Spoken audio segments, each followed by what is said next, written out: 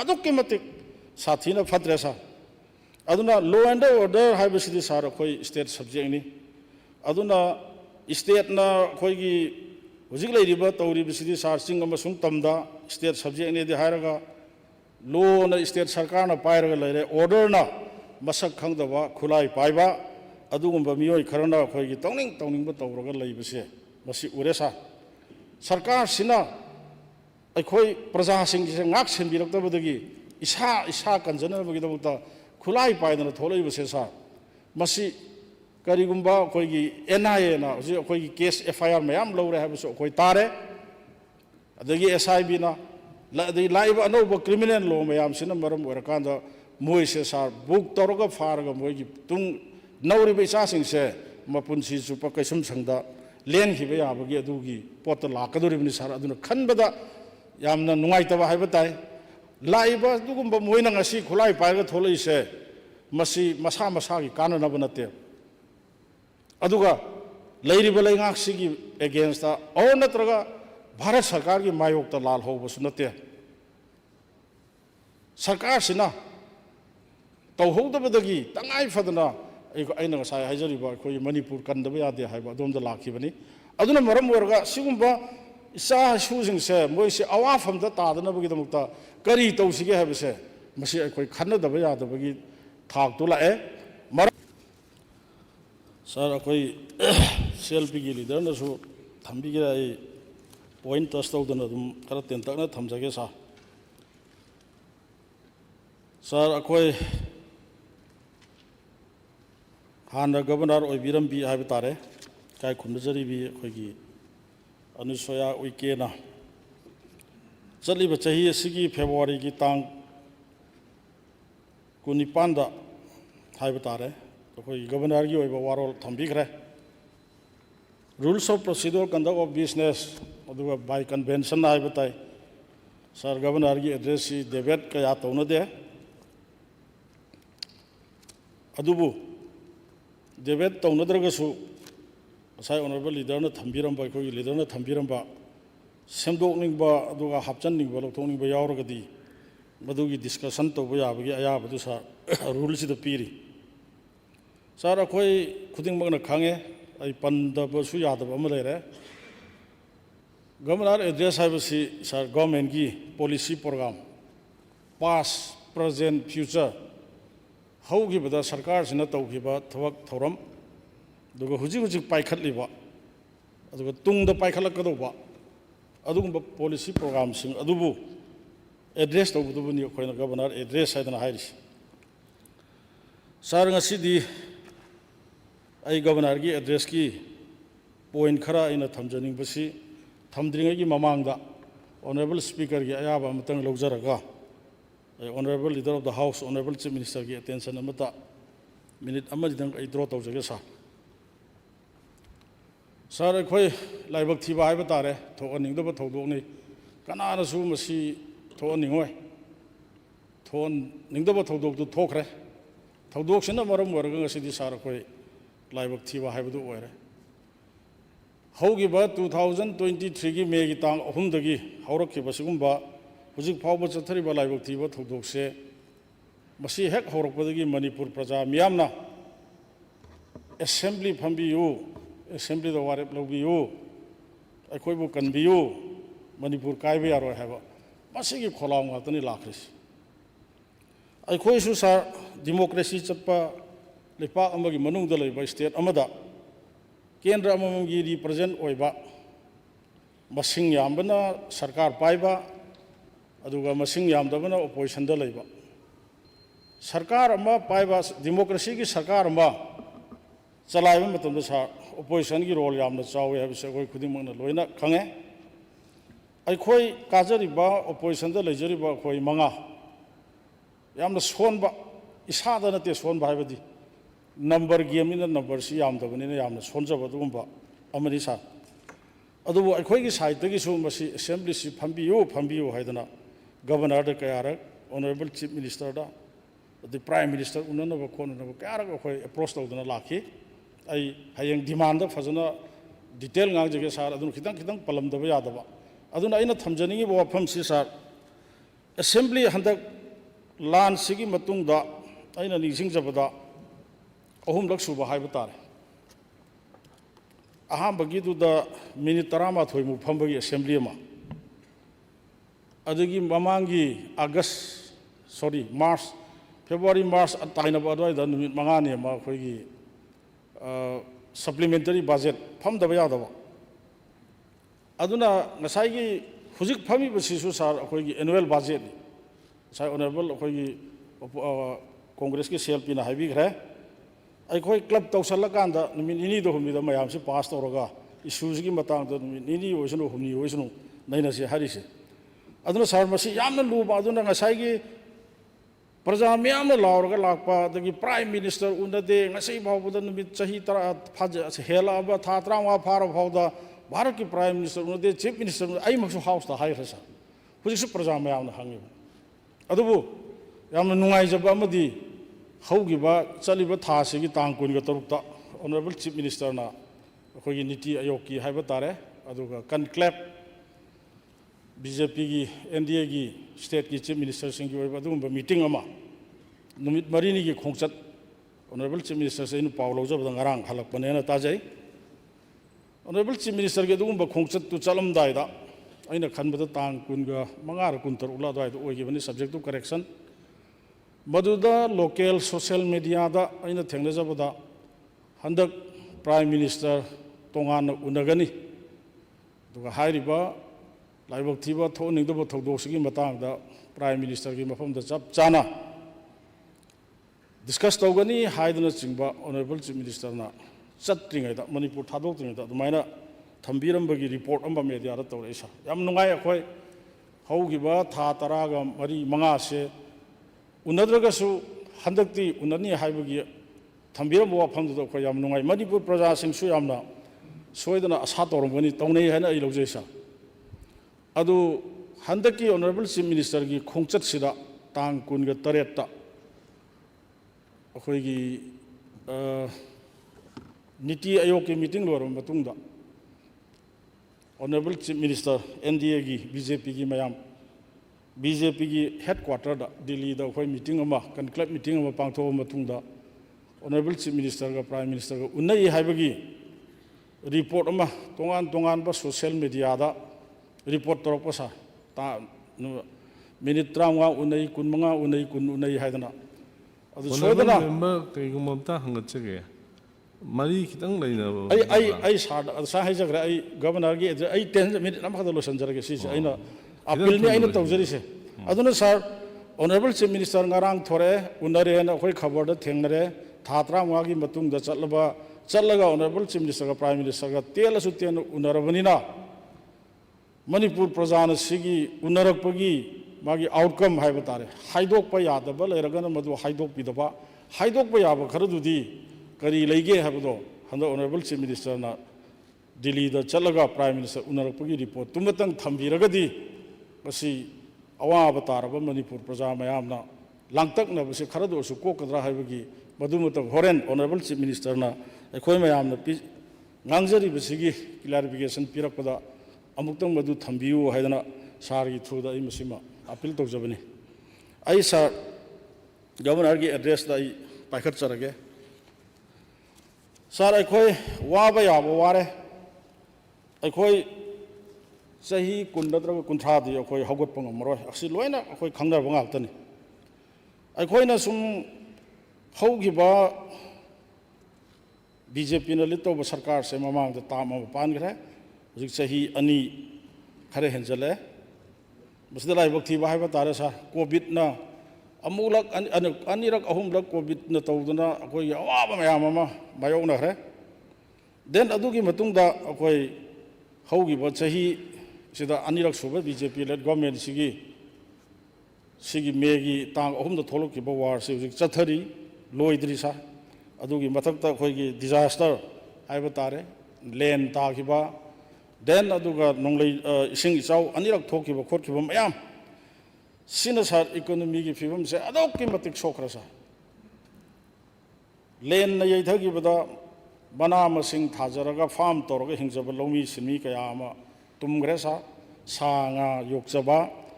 dagi tongan farm tawjaba mayam ama loinamak tumgre masida natana sar ising isauna thungraba kanda ising isauna thumba maina chakiba ju sar launingai amta leitraba to matik awaba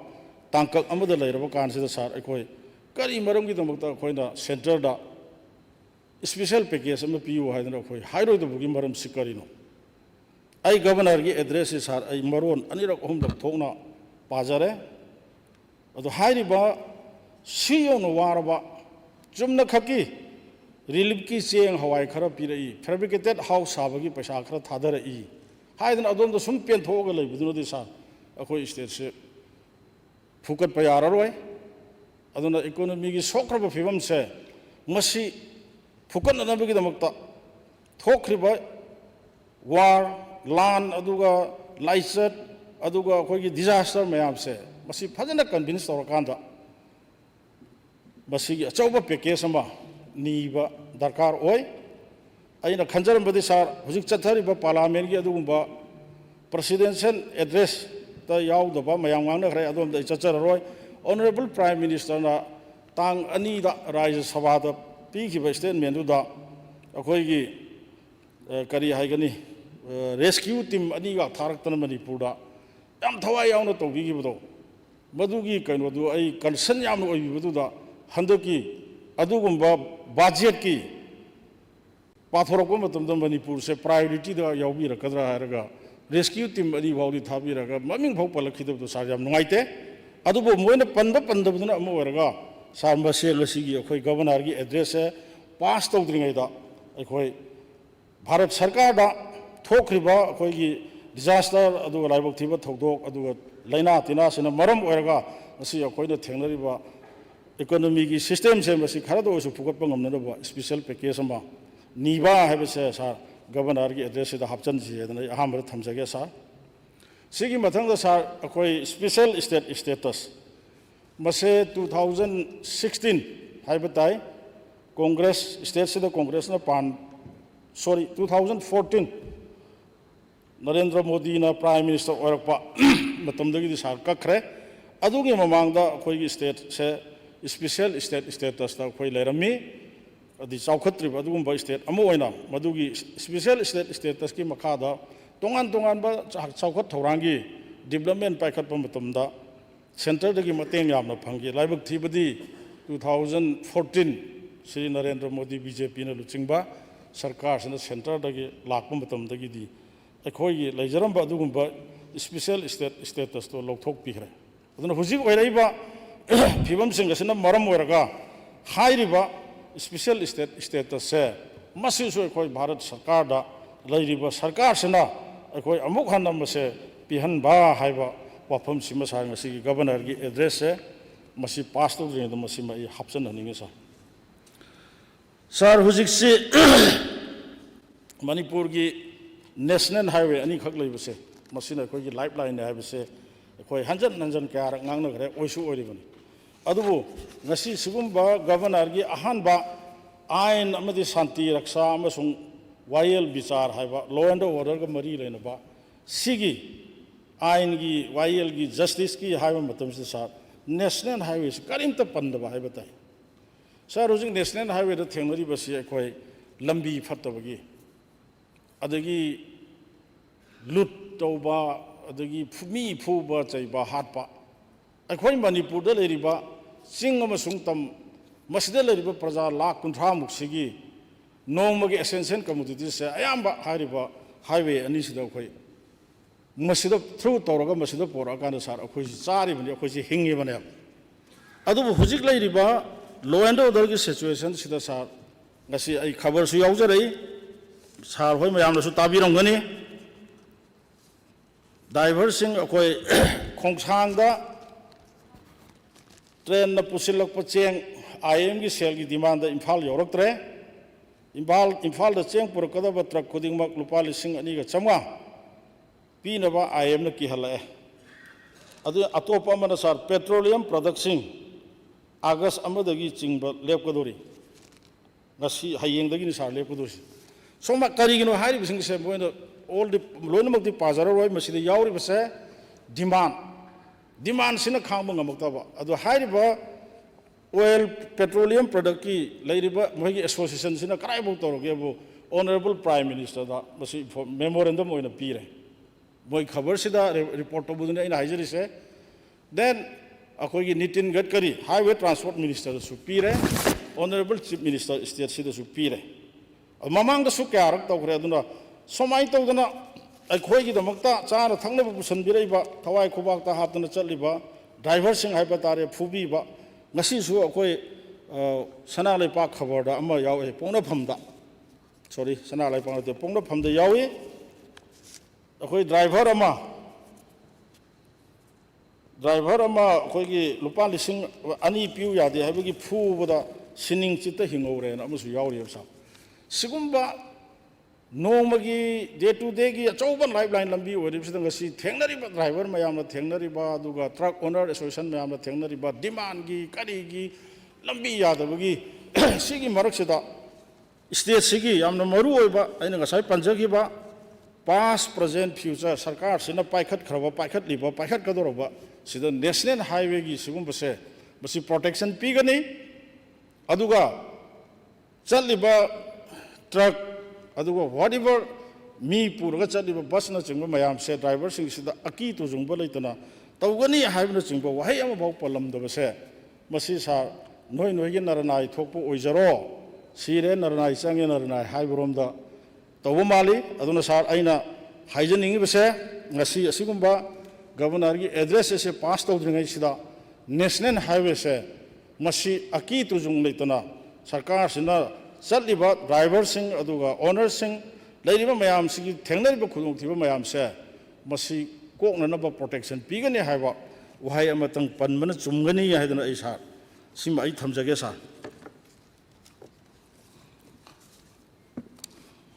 aduga sa address sigi akoi gi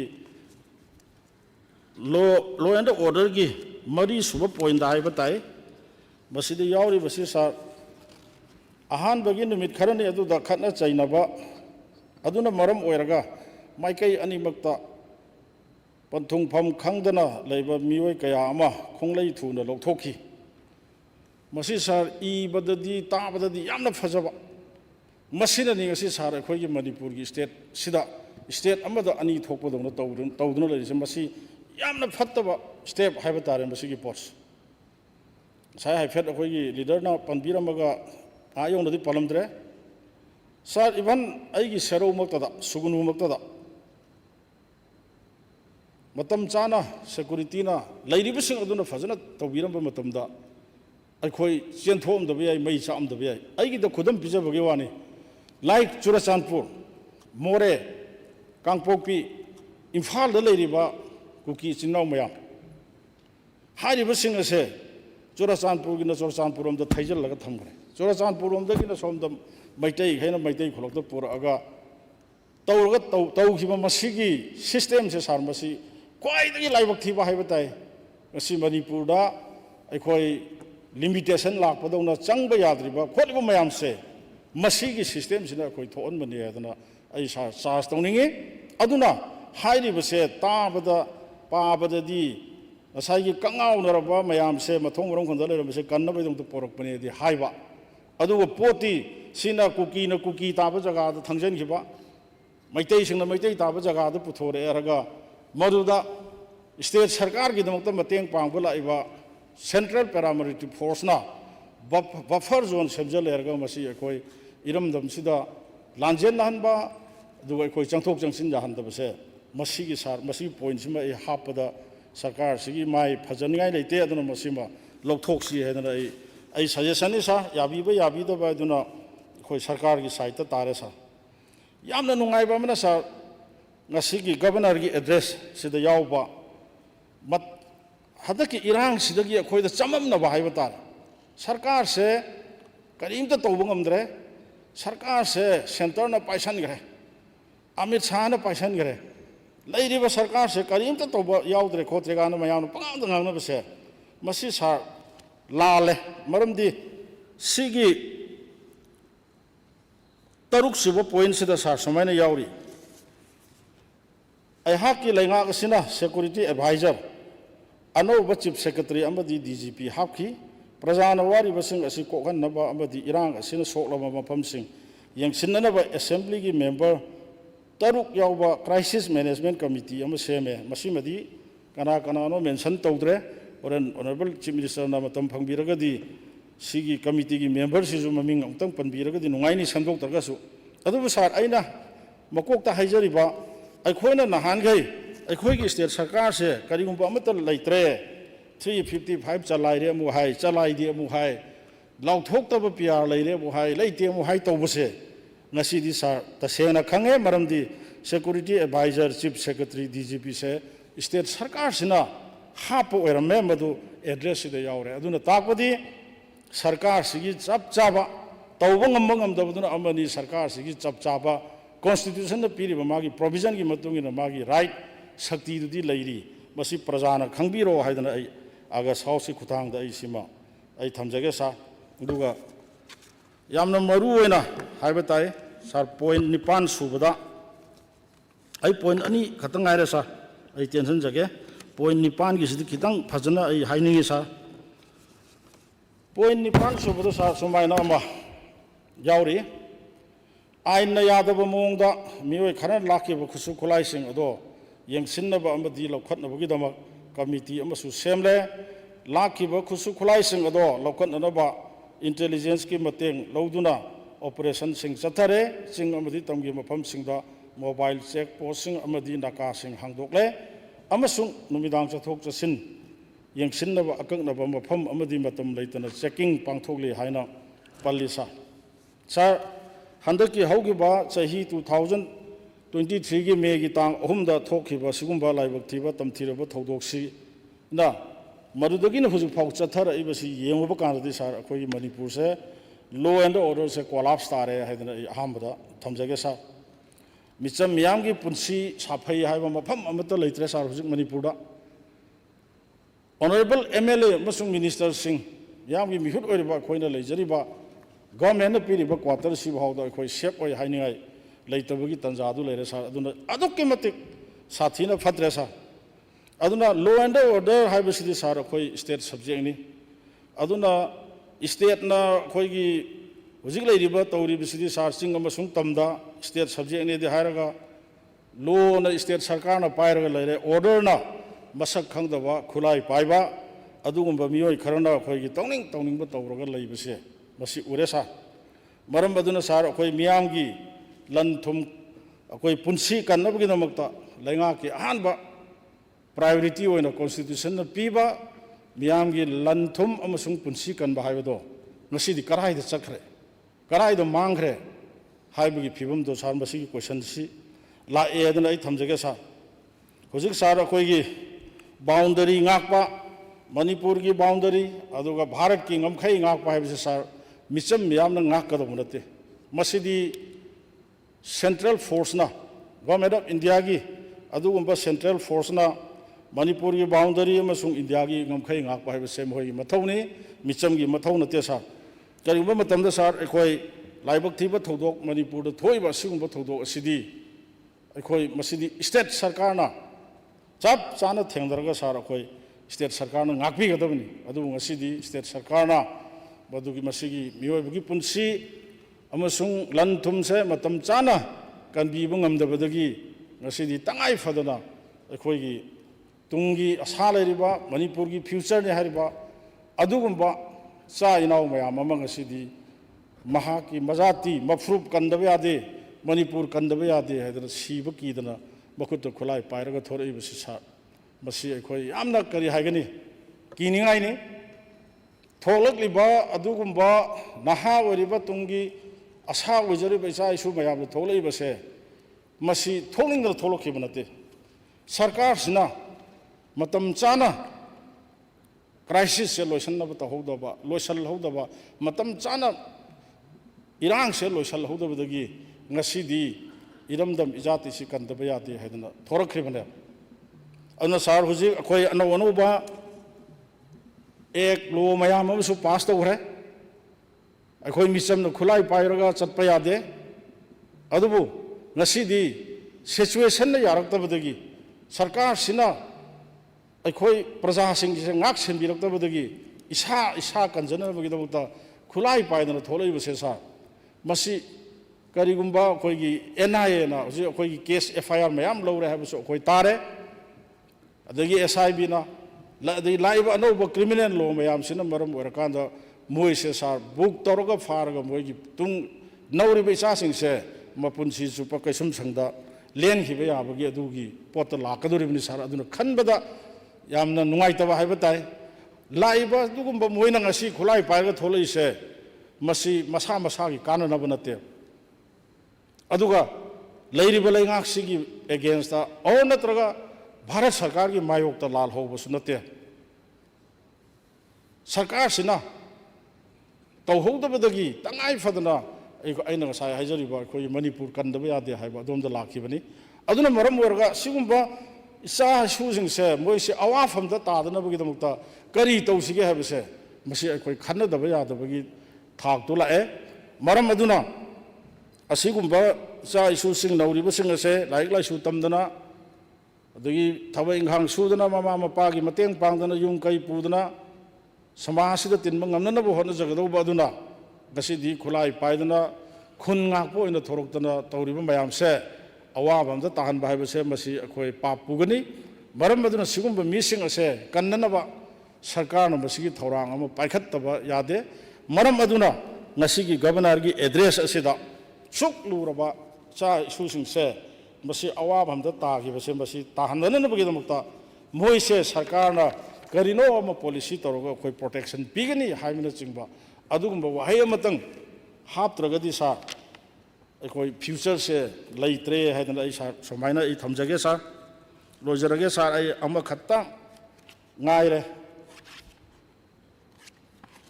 governor ꯑꯦꯗ꯭ꯔꯦꯁꯁꯤꯒꯤ sir point 14 ꯁꯨꯕꯗ ꯃꯈꯥ ꯇꯥꯅ ꯊꯨꯒꯥꯏꯗꯅꯕ ꯂꯝ ꯂꯧꯁꯤꯟꯈꯤꯗꯅꯕꯒꯤꯗꯃꯛ ꯏꯔꯥꯡ ꯊꯣꯛꯀꯅꯤ ꯍꯥꯏꯅ ꯆꯤꯡꯅꯕ ꯃꯐꯝꯁꯤꯡ ꯂꯩꯕ ꯃꯁꯛ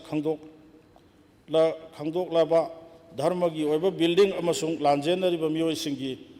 ꯄ꯭ꯔꯣꯄꯔꯇꯤꯁꯤꯡ ꯉꯥꯛ ꯁꯦꯟꯅꯕ ꯃꯇꯤꯛ ꯆꯥꯕ ꯁꯦꯀꯨꯔꯤꯇꯤ ꯊꯝꯈ꯭ꯔꯦ ꯂꯥꯟꯖꯦꯟꯅꯔꯕ ꯃꯤꯑꯣꯏꯁꯤꯡ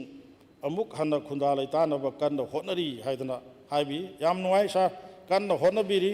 ꯑꯩꯒꯤ ꯁꯦꯔꯧ ꯁꯨꯒꯨꯅꯨꯁꯨ ꯍꯧꯖꯤꯛ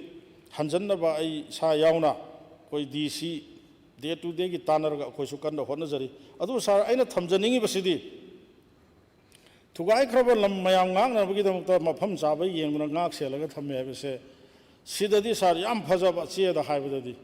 ꯑꯗꯨꯒ ꯐꯤꯜꯗꯅ ꯑꯣꯟꯅ ꯇꯩꯅꯕ ꯍꯥꯏꯕ ꯇꯥꯔꯦ ꯑꯗꯨꯅ ꯃꯁꯤ ꯑꯩꯅ ꯍꯥꯞꯍꯟꯅꯤꯡꯗꯕ ꯃꯗꯨꯒꯤ ꯈꯨꯗꯝ ꯑꯃ ꯄꯟꯖꯔꯕꯗ ꯁꯥꯔ ꯍꯧꯖꯤꯛ ꯆꯨꯔꯥꯆꯥꯟꯄꯨꯔꯒꯤ ꯇꯣꯉꯥꯟ ꯇꯣꯉꯥꯟꯕ ꯃꯩꯇꯩꯁꯤꯡꯅ ꯈꯨꯟꯗꯥꯕ ꯂꯝꯁꯤꯡ ꯃꯦꯆꯤꯅꯔꯤ ꯁꯤꯖꯤꯟꯅꯔꯒ ꯂꯣꯏꯅꯃꯛ ꯂꯝꯄꯥꯛ ꯑꯣꯟꯊꯣꯛꯈ꯭ꯔꯦ ꯇꯦꯝꯊꯣꯛꯈ꯭रे ꯀꯩꯊꯦꯜ ꯐꯝꯈ꯭ꯔꯦ ꯍꯥꯏꯕ ꯌꯥꯎ ꯐꯨꯠꯕꯣꯜ ꯁꯥꯟꯅꯈ꯭ꯔꯦ ꯍꯥꯏꯕ ꯌꯥꯎ ꯇꯣꯉꯥꯟ ꯇꯣꯉꯥꯟꯕ ꯁꯣꯁꯤꯌꯦꯜ ꯃꯦꯗꯤꯌꯥꯒꯤ ꯄ꯭ꯂꯦꯠꯐꯣꯝꯗ ꯃꯁꯤꯒꯤ ꯚꯥꯏꯔꯦꯜꯁꯦ ꯑꯩꯈꯣꯏ ꯑꯣꯏꯔꯕꯅꯤ ꯑꯗꯨꯅ ꯍꯟꯗꯛꯇꯁꯨꯏꯅꯧ ꯅꯧꯕ ꯑꯩꯈꯣꯏꯒꯤ ꯁꯣꯁꯤꯌꯦꯜ ꯃꯦꯗꯤꯌꯥ ꯑꯃꯗ ꯑꯩꯈꯣꯏꯒꯤ ꯌꯥꯝꯅ ꯄꯥꯋꯔꯐꯨꯜ ꯑꯣꯏꯕ ꯕꯣꯝ ꯕ꯭ꯂꯥꯁ ꯇꯧꯔꯒ ꯑꯩꯈꯣꯏꯒꯤ ꯕꯤꯜꯗꯤꯡ ꯃꯊꯣꯟ 3-4가 ꯊꯨꯒꯥꯏꯕꯒꯤ ꯄꯣꯠ ꯇꯧꯔꯤꯕ ꯈꯣꯠꯂꯤꯕ ꯑꯗꯨꯅ ꯁꯤꯗꯅ ꯍꯥꯏꯔꯤꯕ ꯄ꯭ꯔꯖꯥꯒꯤ ꯁꯤꯒꯨꯝꯕ ꯑꯗꯨꯒꯨꯝꯕ ꯄ꯭ꯔꯣꯄꯔꯇꯤ ꯂꯟ ꯊꯨꯝ ꯉꯥꯛꯅꯅꯕ ꯂꯝ ꯉꯥꯛꯅꯅꯕ ꯃꯐꯝꯗ ꯃꯇꯤꯛ ꯆꯥꯅ ꯁꯦꯀꯨꯔꯤꯇꯤ ꯊꯝꯃꯦ ꯍꯥꯏꯗꯅ ꯏꯕꯤꯔꯤꯕꯁꯦ ꯁꯥꯔ ꯃꯁꯤ ꯑꯔꯥꯟꯕ ꯑꯣꯏꯒꯅꯤ ꯑꯗꯨꯅ ꯁꯤꯒꯨꯝꯕ ꯑꯔꯥꯟꯕ ꯄꯣꯠꯁꯦ ꯃꯁꯤ ꯂꯧꯊꯣꯛꯄ ꯆꯨꯝꯒꯅꯤ ꯑꯗꯨꯅ ꯁꯥꯔ ꯑꯩꯅ ꯁꯥꯔꯒꯤ ꯑꯌꯥꯕ ꯂꯧꯖꯔꯒ ꯇꯦꯟꯇꯛꯄ ꯑꯩꯒꯤ ꯃꯣꯠ ꯑꯣꯏꯕ ꯑꯩꯅ ꯍꯥꯞꯍꯟꯅꯤꯡꯕ ꯑꯗꯨꯒ ꯂꯧꯊꯣꯛꯅꯤꯡꯕ ꯈꯔ ꯊꯝꯖꯕꯁꯦ ꯃꯁꯤ ꯃꯌꯥꯝꯁꯤꯒꯤ ꯃꯅꯨꯡꯗ ꯌꯥꯝꯅ ꯃꯔꯨ ꯑꯣꯏꯅ ꯁꯥꯔ